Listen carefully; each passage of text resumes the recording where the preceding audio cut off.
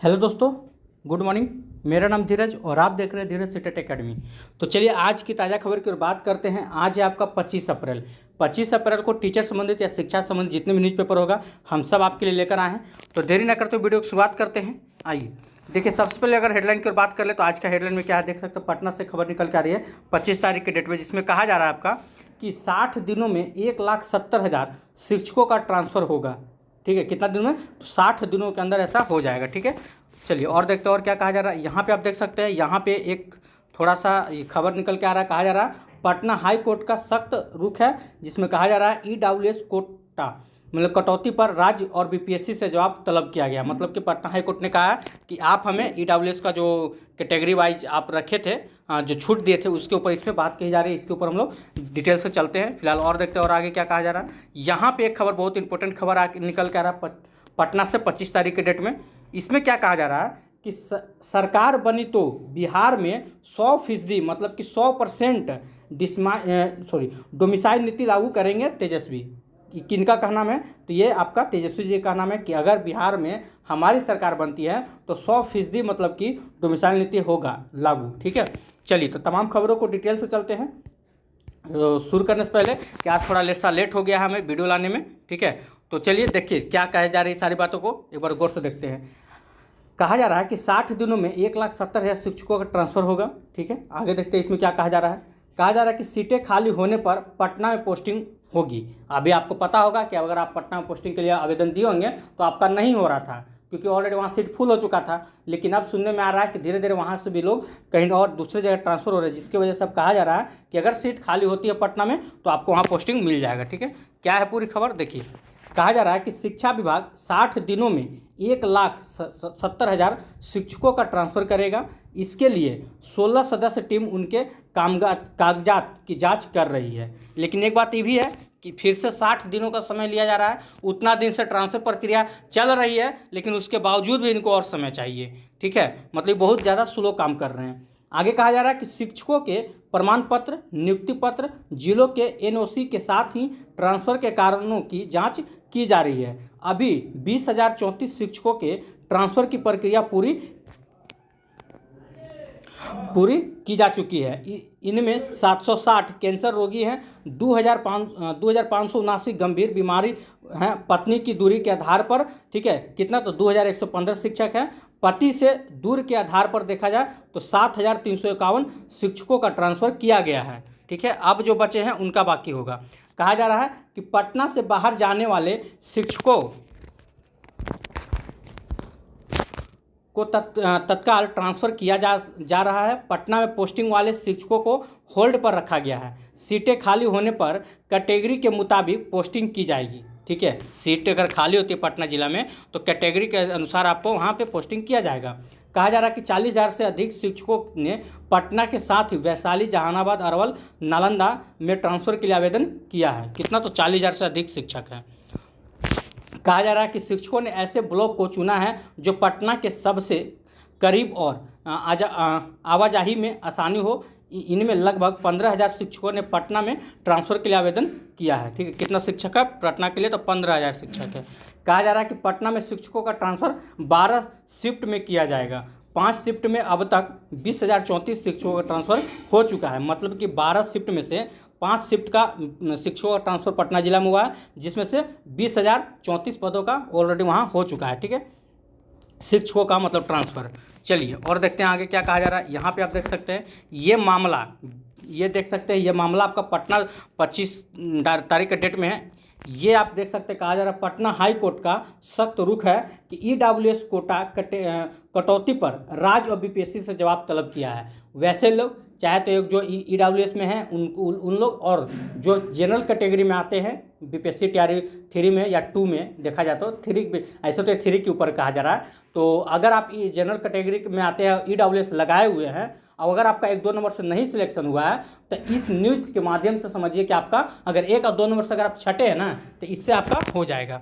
देखिए इसमें क्या कहा जा रहा है, अगर ये लागू होता है तो इसमें क्या कहा जा रहा है कि पटना हाई कोर्ट ने प्राथमिक शिक्षकों की नियुक्ति में ईडब्ल्यूएस को 10% आरक्षण नहीं देने के मामले में राज्य सरकार और बीपीएससी से जवाब मांगा है। मतलब कि बीपीएससी टीआरई 3 में अगर हम बीपीएससी तैयारी 3 में बात करें ईडब्ल्यूएस का, तो कहा गया था ईडब्ल्यूएस वालों के लिए 10% का आरक्षण की बात कही गई थी, जो कि अभी किसके ऊपर, तो प्राथमिक में, ये ना कि आप 6 8 में हो या 9 10 में हो, वो समय नहीं, सिर्फ प्राथमिक की हम बात कर रहे हैं। अगर आप जनरल कैटेगरी में आते हैं या आप ईडब्ल्यूएस बना रखे हैं, तो अगर आप 1 to 5 के शिक्षक बनना चाहते हैं तो ईडब्ल्यूएस के लिए 10% का बात रखा गया था, जो कि बीपीएससी हो या शिक्षा विभाग हो, इस पर ध्यान ना देते हुए इसमें थोड़ा सा कटौती कर दिया गया है, मतलब 10% के सीट पे नहीं हुआ है। ठीक है, उसी के ऊपर बात कही जा रही है।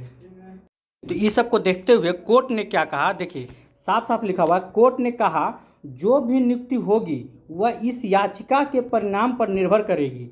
न्यायमूर्ति सत्यव्रत वर्मा की एकल पीठ ने अभय राज तथा अन्य की रिट याचिका पर सुनवाई के बाद यह आदेश दिया है कि जो भी आप नियुक्ति होगा इसी की याचिका के दौरान होगा। कहा जा रहा है याचिकाकर्ताओं ने प्राथमिक विद्यालयों में यानी कि 1 to 5 के लिए शिक्षक पद के लिए बीपीएससी के विज्ञापन संख्या देख सकते हैं 22/2024 के तहत।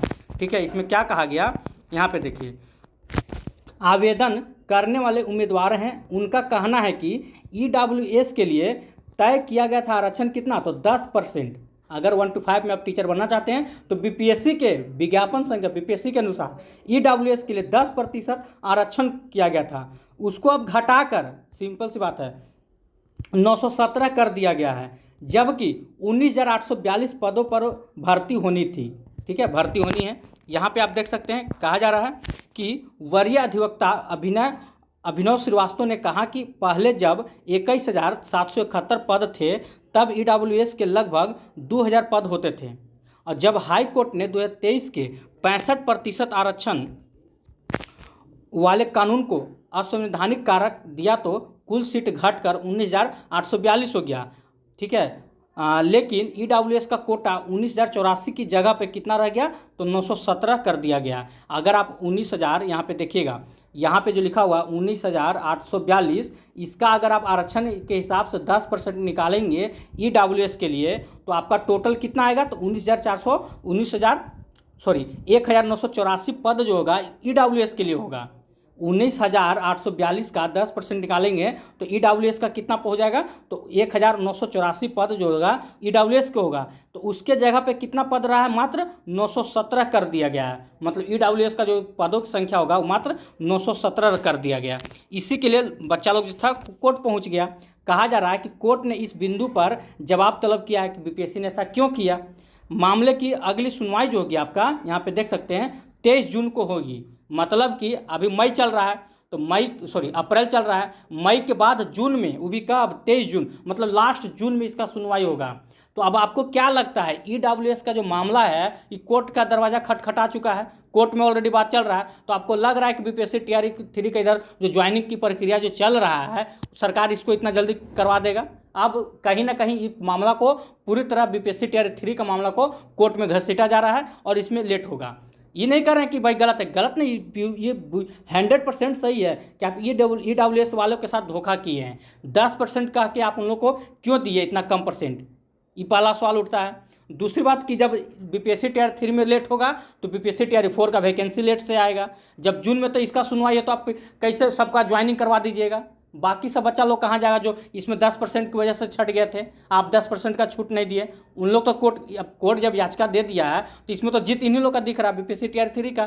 तो फिर इन लोग के लिए ईडब्ल्यूएस के लिए अलग से फिर से मतलब कि रिजल्ट जारी किया जाएगा। अगर ऐसा कोर्ट का ऑर्डर फाइनल हो जाता 23 जून को तो उन लोग के लिए मतलब एक अच्छा खबर निकल के आएगा।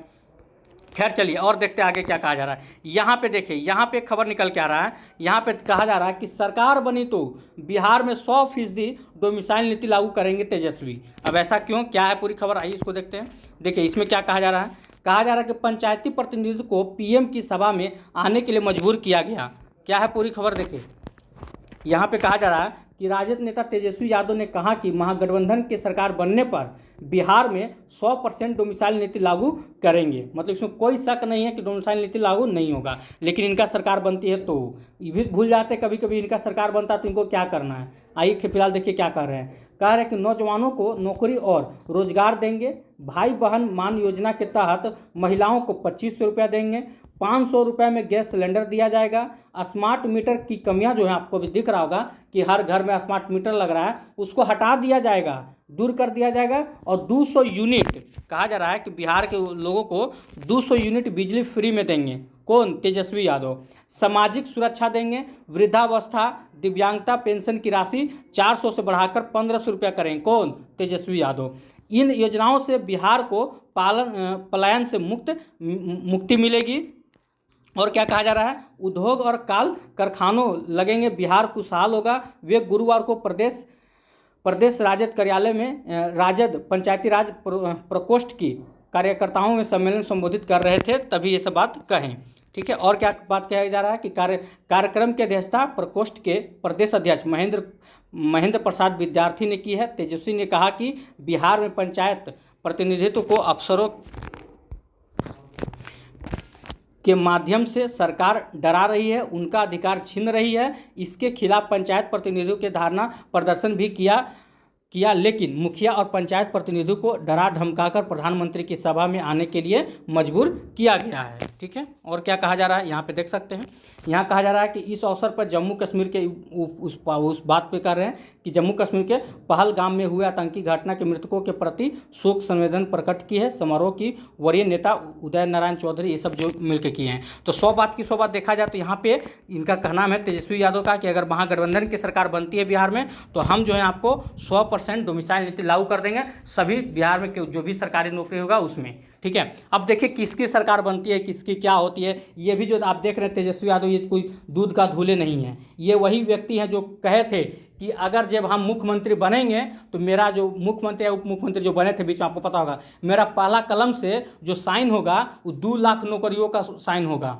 आज तक 2 लाख नौकरी ये दे दिए भगवान जाने। खैर हम इतना नहीं कहना चाहते, चुनावी मुद्दा को दूरी रखा जाए एजुकेशन के मामले से। ये कहे थे, याद होगा कि मेरा पहला कलम का साइन से 2 लाख, वो कहाँ गया वो कलम और कहाँ गया वो हाथ, आज तक पता नहीं चला। ठीक है। तो जो कहते हैं नेतागर वो कभी पूरा करते नहीं हैं। अब अच्छी बात है अगर आप डोमिसाइल नीति लागू पे मुद्दा उठा रहे हैं तो हम सब आपके साथ में हैं, देखते हैं आगे क्या होता है। फिलहाल आज के लिए इतना ही। अगर वीडियो अच्छा लगा तो वीडियो को लाइक कीजिएगा, चैनल सब्सक्राइब कीजिएगा, इसे ज़्यादा से शेयर जरूर कीजिएगा। जय हिंद, जय भारत।